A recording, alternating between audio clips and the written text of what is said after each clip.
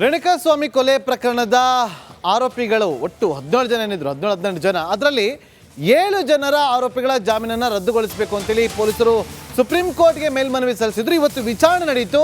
ವಿಚಾರಣೆ ನಡೆದ ಬಳಿಕ 7 ಜನ ಆರೋಪಿಗಳಿಗೆ ನೋಟಿಸ್ ಕೊಡಿ ಅಂತೇಳಿ ಸುಪ್ರೀಂ ಕೋರ್ಟ್ ಸೂಚನೆ ಕೊಟ್ಟಿದೆ. ಹಾಗಾಗಿ ಎಲ್ಲರೂ ಕೂಡ ಕೋರ್ಟ್ಗೆ ಮತ್ತೊಮ್ಮೆ ವಿಚಾರಣೆಗೆ ಹಾಜರಾಗಬೇಕು.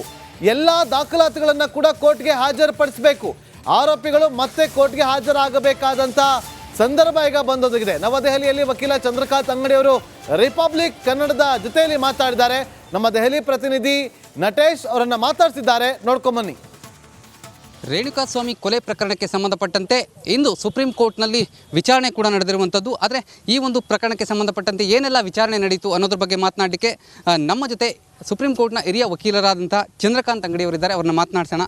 ಇವತ್ತು ಜಸ್ಟಿಸ್ JB ಪರ್ದಿವಾಲಾ ಮತ್ತು ಜಸ್ಟಿಸ್ R ಮಹಾದೇವನ ಇರುವ ದ್ವಿಸದಸ್ಯ ಪೀಠ ಸುಪ್ರೀಂ ಕೋರ್ಟ್ ಪೀಠ ಇವತ್ತು ರಾಜ್ಯ ಸರ್ಕಾರ ದರ್ಶನ್ ಬೇಲ್ ಕ್ಯಾನ್ಸಲ್ ಮಾಡಲಿಕ್ಕೆ ಸಲ್ಲಿಸಿದ ಮನವಿಯನ್ನು ಪುರಸ್ಕರಿಸಿ ನೋಟಿಸನ್ನು ಜಾರಿ ಮಾಡಿದೆ. ದರ್ಶನ್ ಮತ್ತು ಪವಿತ್ರ ಗೌಡ ಹಾಗೂ ಸಹಚರರಿಗೆ ಇವತ್ತು ಸುಪ್ರೀಂ ಕೋರ್ಟ್ ನೋಟಿಸನ್ನು ಮಾಡಿದೆ. ಆ ನೋಟಿಸು 4 ವಾರ ಒಳಗಾಗಿ ಇವರು ಅದಕ್ಕೆ ಉತ್ತರಿಸಬೇಕು.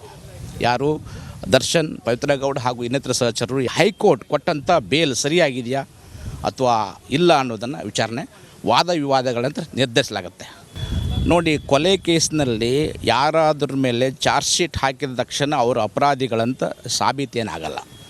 ನಮ್ಮ ನ್ಯಾಯಾಂಗ ವ್ಯವಸ್ಥೆಯಲ್ಲಿ ನಾವು ಟ್ರಯಲನ್ನು ಮಾಡಿ ಸಾಕ್ಷಿಗಳನ್ನ ಒದಗಿಸಿ ದಾಖಲೆಗಳನ್ನು ಎಲ್ಲ ಒದಗಿಸಿ ಕೋರ್ಟಿಗೆ ಮನವರಿಕೆ ಮಾಡಬೇಕು.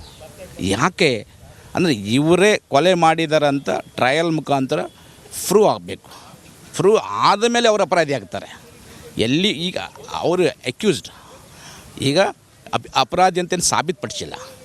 ಅಪರಾಧಿ ಅಂತ ಸಾಬೀತುಪಡಬೇಕಾದ್ರೆ ಟ್ರಯಲ್ ಕಂಪ್ಲೀಟ್ ಆಗಬೇಕು. ಎಲ್ಲ ದಾಖಲೆಗಳನ್ನು ಕೆಳನ್ಯಾಯಾಲಯ ಟ್ರಯಲ್ ಕೋರ್ಟ್ ಅದು ವಿಚಾರಣೆ ಮಾಡಬೇಕು. ಸಾಕ್ಷಿಗಳು ನೋಡಬೇಕು. ಆ ಸಾಕ್ಷಿಗಳ ವಿಚಾರಣೆ, ಮರು ವಿಚಾರಣೆ, ದಾಖಲೆಗಳೆಲ್ಲ ಪರಿಶೀಲಿಸಿ ತೀರ್ಪು ಬರುತ್ತಲ್ಲ, ಆವಾಗ ಆ ತೀರ್ಪಿನ ನಂತರ ರೇಣುಕಾಸ್ವಾಮಿ ಕೊಲೆ ಪ್ರಕರಣದ ಆರೋಪಿಗಳು ಒಟ್ಟು 17 ಜನ ಏನಿದ್ರು 17 ಜನ ಅದರಲ್ಲಿ 7 ಜನರ ಆರೋಪಿಗಳ ಜಾಮೀನನ್ನು ರದ್ದುಗೊಳಿಸಬೇಕು ಅಂತೇಳಿ ಪೊಲೀಸರು ಸುಪ್ರೀಂ ಕೋರ್ಟ್ಗೆ ಮೇಲ್ಮನವಿ ಸಲ್ಲಿಸಿದ್ರು. ಇವತ್ತು ವಿಚಾರಣೆ ನಡೆಯಿತು. ವಿಚಾರಣೆ ನಡೆದ ಬಳಿಕ 7 ಜನ ಆರೋಪಿಗಳಿಗೆ ನೋಟಿಸ್ ಕೊಡಿ ಅಂತೇಳಿ ಸುಪ್ರೀಂ ಕೋರ್ಟ್ ಸೂಚನೆ ಕೊಟ್ಟಿದೆ. ಹಾಗಾಗಿ ಎಲ್ಲರೂ ಕೂಡ ಕೋರ್ಟ್ಗೆ ಮತ್ತೊಮ್ಮೆ ವಿಚಾರಣೆಗೆ ಹಾಜರಾಗಬೇಕು. ಎಲ್ಲ ದಾಖಲಾತಿಗಳನ್ನು ಕೂಡ ಕೋರ್ಟ್ಗೆ ಹಾಜರುಪಡಿಸಬೇಕು. ಆರೋಪಿಗಳು ಮತ್ತೆ ಕೋರ್ಟ್ಗೆ ಹಾಜರಾಗಬೇಕಾದಂಥ ಸಂದರ್ಭ ಈಗ ಬಂದೊದಗಿದೆ. ನವದೆಹಲಿಯಲ್ಲಿ ವಕೀಲ ಚಂದ್ರಕಾಂತ್ ಅಂಗಡಿ ಅವರು ರಿಪಬ್ಲಿಕ್ ಕನ್ನಡದ ಜೊತೆಯಲ್ಲಿ ಮಾತಾಡಿದ್ದಾರೆ. ನಮ್ಮ ದೆಹಲಿ ಪ್ರತಿನಿಧಿ ನಟೇಶ್ ಅವರನ್ನು ಮಾತಾಡ್ತಿದ್ದಾರೆ, ನೋಡ್ಕೊಂಬನ್ನಿ. ರೇಣುಕಾಸ್ವಾಮಿ ಕೊಲೆ ಪ್ರಕರಣಕ್ಕೆ ಸಂಬಂಧಪಟ್ಟಂತೆ ಇಂದು ಸುಪ್ರೀಂ ಕೋರ್ಟ್ನಲ್ಲಿ ವಿಚಾರಣೆ ಕೂಡ ನಡೆದಿರುವಂಥದ್ದು. ಆದರೆ ಈ ಒಂದು ಪ್ರಕರಣಕ್ಕೆ ಸಂಬಂಧಪಟ್ಟಂತೆ ಏನೆಲ್ಲ ವಿಚಾರಣೆ ನಡೀತು ಅನ್ನೋದ್ರ ಬಗ್ಗೆ ಮಾತನಾಡಲಿಕ್ಕೆ ನಮ್ಮ ಜೊತೆ ಸುಪ್ರೀಂ ಕೋರ್ಟ್ನ ಹಿರಿಯ ವಕೀಲರಾದಂಥ ಚಂದ್ರಕಾಂತ್ ಅಂಗಡಿಯವರಿದ್ದಾರೆ. ಅವ್ರನ್ನ ಮಾತನಾಡ್ಸೋಣ. ಇವತ್ತು ಜಸ್ಟಿಸ್ JB ಪರ್ದಿವಾಲಾ ಮತ್ತು ಜಸ್ಟಿಸ್ R ಮಹಾದೇವನ ಇರುವ ದ್ವಿಸದಸ್ಯ ಪೀಠ ಸುಪ್ರೀಂ ಕೋರ್ಟ್ ಪೀಠ ಇವತ್ತು ರಾಜ್ಯ ಸರ್ಕಾರ ದರ್ಶನ್ ಬೇಲ್ ಕ್ಯಾನ್ಸಲ್ ಮಾಡಲಿಕ್ಕೆ ಸಲ್ಲಿಸಿದ ಮನವಿಯನ್ನು ಪುರಸ್ಕರಿಸಿ ನೋಟಿಸನ್ನು ಜಾರಿ ಮಾಡಿದೆ. ದರ್ಶನ್ ಮತ್ತು ಪವಿತ್ರ ಗೌಡ ಹಾಗೂ ಸಹಚರರಿಗೆ ಇವತ್ತು ಸುಪ್ರೀಂ ಕೋರ್ಟ್ ನೋಟಿಸನ್ನು ಮಾಡಿದೆ. ಆ ನೋಟಿಸು 4 ವಾರ ಒಳಗಾಗಿ ಇವರು ಅದಕ್ಕೆ ಉತ್ತರಿಸಬೇಕು. ಯಾರು ದರ್ಶನ್, ಪವಿತ್ರ ಗೌಡ ಹಾಗೂ ಇನ್ನಿತರ ಸಹಚರರು ಹೈಕೋರ್ಟ್ ಕೊಟ್ಟಂಥ ಬೇಲ್ ಸರಿಯಾಗಿದೆಯಾ ಅಥವಾ ಇಲ್ಲ ಅನ್ನೋದನ್ನು ವಿಚಾರಣೆ ವಾದ ವಿವಾದಗಳಂತ ನಿರ್ಧರಿಸಲಾಗುತ್ತೆ. ನೋಡಿ, ಕೊಲೆ ಕೇಸ್ನಲ್ಲಿ ಯಾರಾದ್ರ ಮೇಲೆ ಚಾರ್ಜ್ ಶೀಟ್ ಹಾಕಿದ ತಕ್ಷಣ ಅವರು ಅಪರಾಧಿಗಳಂತ ಸಾಬೀತೇನಾಗಲ್ಲ. ನಮ್ಮ ನ್ಯಾಯಾಂಗ ವ್ಯವಸ್ಥೆಯಲ್ಲಿ ನಾವು ಟ್ರಯಲನ್ನು ಮಾಡಿ ಸಾಕ್ಷಿಗಳನ್ನ ಒದಗಿಸಿ ದಾಖಲೆಗಳನ್ನು ಎಲ್ಲ ಒದಗಿಸಿ ಕೋರ್ಟಿಗೆ ಮನವರಿಕೆ ಮಾಡಬೇಕು. ಯಾಕೆ ಅಂದರೆ ಇವರೇ ಕೊಲೆ ಮಾಡಿದಾರಂತ ಟ್ರಯಲ್ ಮುಖಾಂತರ ಪ್ರೂವ್ ಆಗಬೇಕು. ಪ್ರೂವ್ ಆದಮೇಲೆ ಅವರು ಅಪರಾಧಿ ಆಗ್ತಾರೆ. ಎಲ್ಲಿ ಈಗ ಅವರು ಅಕ್ಯೂಸ್ಡ್ ಈಗ ಅಪರಾಧಿ ಅಂತೇನು ಸಾಬೀತುಪಡಿಸಿಲ್ಲ. ಅಪರಾಧಿ ಅಂತ ಸಾಬೀತುಪಡಬೇಕಾದ್ರೆ ಟ್ರಯಲ್ ಕಂಪ್ಲೀಟ್ ಆಗಬೇಕು. ಎಲ್ಲ ದಾಖಲೆಗಳನ್ನು ಕೆಳನ್ಯಾಯಾಲಯ ಟ್ರಯಲ್ ಕೋರ್ಟ್ ಅದು ವಿಚಾರಣೆ ಮಾಡಬೇಕು. ಸಾಕ್ಷಿಗಳು ನೋಡಬೇಕು. ಆ ಸಾಕ್ಷಿಗಳ ವಿಚಾರಣೆ, ಮರು ವಿಚಾರಣೆ, ದಾಖಲೆಗಳೆಲ್ಲ ಪರಿಶೀಲಿಸಿ ತೀರ್ಪು ಬರುತ್ತಲ್ಲ, ಆವಾಗ ಆ ತೀರ್ಪಿನ ನಂತರ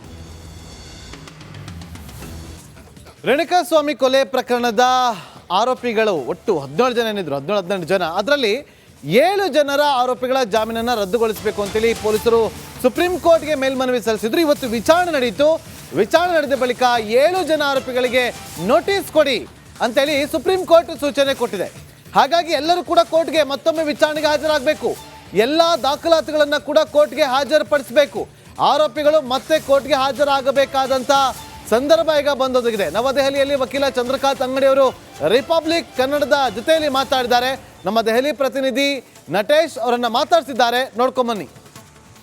ರೇಣುಕಾಸ್ವಾಮಿ ಕೊಲೆ ಪ್ರಕರಣಕ್ಕೆ ಸಂಬಂಧಪಟ್ಟಂತೆ ಇಂದು ಸುಪ್ರೀಂ ಕೋರ್ಟ್ನಲ್ಲಿ ವಿಚಾರಣೆ ಕೂಡ ನಡೆದಿರುವಂಥದ್ದು. ಆದರೆ ಈ ಒಂದು ಪ್ರಕರಣಕ್ಕೆ ಸಂಬಂಧಪಟ್ಟಂತೆ ಏನೆಲ್ಲ ವಿಚಾರಣೆ ನಡೀತು ಅನ್ನೋದ್ರ ಬಗ್ಗೆ ಮಾತನಾಡಲಿಕ್ಕೆ ನಮ್ಮ ಜೊತೆ ಸುಪ್ರೀಂ ಕೋರ್ಟ್ನ ಹಿರಿಯ ವಕೀಲರಾದಂಥ ಚಂದ್ರಕಾಂತ್ ಅಂಗಡಿಯವರಿದ್ದಾರೆ, ಅವ್ರನ್ನ ಮಾತನಾಡ್ಸೋಣ. ಇವತ್ತು ಜಸ್ಟಿಸ್ JB ಪರ್ದಿವಾಲ ಮತ್ತು ಜಸ್ಟಿಸ್ R ಮಹಾದೇವನ ಇರುವ ದ್ವಿಸದಸ್ಯ ಪೀಠ, ಸುಪ್ರೀಂ ಕೋರ್ಟ್ ಪೀಠ ಇವತ್ತು ರಾಜ್ಯ ಸರ್ಕಾರ ದರ್ಶನ್ ಬೇಲ್ ಕ್ಯಾನ್ಸಲ್ ಮಾಡಲಿಕ್ಕೆ ಸಲ್ಲಿಸಿದ ಮನವಿಯನ್ನು ಪುರಸ್ಕರಿಸಿ ನೋಟಿಸನ್ನು ಜಾರಿ ಮಾಡಿದೆ. ದರ್ಶನ್ ಮತ್ತು ಪವಿತ್ರ ಗೌಡ ಹಾಗೂ ಸಹಚರರಿಗೆ ಇವತ್ತು ಸುಪ್ರೀಂ ಕೋರ್ಟ್ ನೋಟಿಸನ್ನು ಮಾಡಿದೆ. ಆ ನೋಟಿಸು 4 ವಾರ ಒಳಗಾಗಿ ಇವರು ಅದಕ್ಕೆ ಉತ್ತರಿಸಬೇಕು. ಯಾರು ದರ್ಶನ್, ಪವಿತ್ರ ಗೌಡ ಹಾಗೂ ಇನ್ನಿತರ ಸಹಚರರು ಹೈಕೋರ್ಟ್ ಕೊಟ್ಟಂಥ ಬೇಲ್ ಸರಿಯಾಗಿದೆಯಾ ಅಥವಾ ಇಲ್ಲ ಅನ್ನೋದನ್ನು ವಿಚಾರಣೆ ವಾದ ವಿವಾದಗಳಂತ ನಿರ್ಧರಿಸಲಾಗುತ್ತೆ. ನೋಡಿ, ಕೊಲೆ ಕೇಸ್ನಲ್ಲಿ ಯಾರಾದ್ರ ಮೇಲೆ ಚಾರ್ಜ್ ಶೀಟ್ ಹಾಕಿದ ತಕ್ಷಣ ಅವರು ಅಪರಾಧಿಗಳಂತ ಸಾಬೀತೇನಾಗಲ್ಲ. ನಮ್ಮ ನ್ಯಾಯಾಂಗ ವ್ಯವಸ್ಥೆಯಲ್ಲಿ ನಾವು ಟ್ರಯಲನ್ನು ಮಾಡಿ ಸಾಕ್ಷಿಗಳನ್ನ ಒದಗಿಸಿ ದಾಖಲೆಗಳನ್ನು ಎಲ್ಲ ಒದಗಿಸಿ ಕೋರ್ಟ್ಗೆ ಮನವರಿಕೆ ಮಾಡಬೇಕು. ಯಾಕೆ ಅಂದರೆ ಇವರೇ ಕೊಲೆ ಮಾಡಿದಾರಂತ ಟ್ರಯಲ್ ಮುಖಾಂತರ ಪ್ರೂವ್ ಆಗಬೇಕು. ಪ್ರೂವ್ ಆದಮೇಲೆ ಅವರು ಅಪರಾಧಿ ಆಗ್ತಾರೆ. ಎಲ್ಲಿ ಈಗ ಅವರು ಅಕ್ಯೂಸ್ಡ್ ಈಗ ಅಪರಾಧಿ ಅಂತೇನು ಸಾಬೀತುಪಡಿಸಿಲ್ಲ. ಅಪರಾಧಿ ಅಂತ ಸಾಬೀತುಪಡಬೇಕಾದ್ರೆ ಟ್ರಯಲ್ ಕಂಪ್ಲೀಟ್ ಆಗಬೇಕು. ಎಲ್ಲ ದಾಖಲೆಗಳನ್ನು ಕೆಳನ್ಯಾಯಾಲಯ ಟ್ರಯಲ್ ಕೋರ್ಟ್ ಅದು ವಿಚಾರಣೆ ಮಾಡಬೇಕು. ಸಾಕ್ಷಿಗಳು ನೋಡಬೇಕು. ಆ ಸಾಕ್ಷಿಗಳ ವಿಚಾರಣೆ, ಮರು ವಿಚಾರಣೆ, ದಾಖಲೆಗಳೆಲ್ಲ ಪರಿಶೀಲಿಸಿ ತೀರ್ಪು ಬರುತ್ತಲ್ಲ, ಆವಾಗ ಆ ತೀರ್ಪಿನ ನಂತರ ರೇಣುಕಾಸ್ವಾಮಿ ಕೊಲೆ ಪ್ರಕರಣದ ಆರೋಪಿಗಳು ಒಟ್ಟು 17 ಜನ ಏನಿದ್ರು, 17 ಜನ. ಅದರಲ್ಲಿ 7 ಜನರ ಆರೋಪಿಗಳ ಜಾಮೀನನ್ನು ರದ್ದುಗೊಳಿಸಬೇಕು ಅಂತೇಳಿ ಪೊಲೀಸರು ಸುಪ್ರೀಂ ಕೋರ್ಟ್ಗೆ ಮೇಲ್ಮನವಿ ಸಲ್ಲಿಸಿದ್ರು. ಇವತ್ತು ವಿಚಾರಣೆ ನಡೆಯಿತು. ವಿಚಾರಣೆ ನಡೆದ ಬಳಿಕ 7 ಜನ ಆರೋಪಿಗಳಿಗೆ ನೋಟಿಸ್ ಕೊಡಿ ಅಂತೇಳಿ ಸುಪ್ರೀಂ ಕೋರ್ಟ್ ಸೂಚನೆ ಕೊಟ್ಟಿದೆ. ಹಾಗಾಗಿ ಎಲ್ಲರೂ ಕೂಡ ಕೋರ್ಟ್ಗೆ ಮತ್ತೊಮ್ಮೆ ವಿಚಾರಣೆಗೆ ಹಾಜರಾಗಬೇಕು. ಎಲ್ಲ ದಾಖಲಾತಿಗಳನ್ನು ಕೂಡ ಕೋರ್ಟ್ಗೆ ಹಾಜರುಪಡಿಸಬೇಕು. ಆರೋಪಿಗಳು ಮತ್ತೆ ಕೋರ್ಟ್ಗೆ ಹಾಜರಾಗಬೇಕಾದಂಥ ಸಂದರ್ಭ ಈಗ ಬಂದೊದಗಿದೆ. ನವದೆಹಲಿಯಲ್ಲಿ ವಕೀಲ ಚಂದ್ರಕಾಂತ್ ಅಂಗಡಿಯವರು ರಿಪಬ್ಲಿಕ್ ಕನ್ನಡದ ಜೊತೆಯಲ್ಲಿ ಮಾತಾಡಿದ್ದಾರೆ. ನಮ್ಮ ದೆಹಲಿ ಪ್ರತಿನಿಧಿ ನಟೇಶ್ ಅವರನ್ನು ಮಾತಾಡ್ತಿದ್ದಾರೆ, ನೋಡ್ಕೊಂಬನ್ನಿ. ರೇಣುಕಾಸ್ವಾಮಿ ಕೊಲೆ ಪ್ರಕರಣಕ್ಕೆ ಸಂಬಂಧಪಟ್ಟಂತೆ ಇಂದು ಸುಪ್ರೀಂ ಕೋರ್ಟ್ನಲ್ಲಿ ವಿಚಾರಣೆ ಕೂಡ ನಡೆದಿರುವಂಥದ್ದು. ಆದರೆ ಈ ಒಂದು ಪ್ರಕರಣಕ್ಕೆ ಸಂಬಂಧಪಟ್ಟಂತೆ ಏನೆಲ್ಲ ವಿಚಾರಣೆ ನಡೀತು ಅನ್ನೋದ್ರ ಬಗ್ಗೆ ಮಾತನಾಡಲಿಕ್ಕೆ ನಮ್ಮ ಜೊತೆ ಸುಪ್ರೀಂ ಕೋರ್ಟ್ನ ಹಿರಿಯ ವಕೀಲರಾದಂಥ ಚಂದ್ರಕಾಂತ್ ಅಂಗಡಿಯವರಿದ್ದಾರೆ, ಅವ್ರನ್ನ ಮಾತನಾಡ್ಸೋಣ. ಇವತ್ತು ಜಸ್ಟಿಸ್ JB ಪರ್ದಿವಾಲ ಮತ್ತು ಜಸ್ಟಿಸ್ R ಮಹಾದೇವನ ಇರುವ ದ್ವಿಸದಸ್ಯ ಪೀಠ, ಸುಪ್ರೀಂ ಕೋರ್ಟ್ ಪೀಠ ಇವತ್ತು ರಾಜ್ಯ ಸರ್ಕಾರ ದರ್ಶನ್ ಬೇಲ್ ಕ್ಯಾನ್ಸಲ್ ಮಾಡಲಿಕ್ಕೆ ಸಲ್ಲಿಸಿದ ಮನವಿಯನ್ನು ಪುರಸ್ಕರಿಸಿ ನೋಟಿಸನ್ನು ಜಾರಿ ಮಾಡಿದೆ. ದರ್ಶನ್ ಮತ್ತು ಪವಿತ್ರ ಗೌಡ ಹಾಗೂ ಸಹಚರರಿಗೆ ಇವತ್ತು ಸುಪ್ರೀಂ ಕೋರ್ಟ್ ನೋಟಿಸನ್ನು ಮಾಡಿದೆ. ಆ ನೋಟಿಸು 4 ವಾರ ಒಳಗಾಗಿ ಇವರು ಅದಕ್ಕೆ ಉತ್ತರಿಸಬೇಕು. ಯಾರು ದರ್ಶನ್, ಪವಿತ್ರ ಗೌಡ ಹಾಗೂ ಇನ್ನಿತರ ಸಹಚರರು ಹೈಕೋರ್ಟ್ ಕೊಟ್ಟಂಥ ಬೇಲ್ ಸರಿಯಾಗಿದೆಯಾ ಅಥವಾ ಇಲ್ಲ ಅನ್ನೋದನ್ನು ವಿಚಾರಣೆ ವಾದ ವಿವಾದಗಳಂತ ನಿರ್ಧರಿಸಲಾಗುತ್ತೆ. ನೋಡಿ,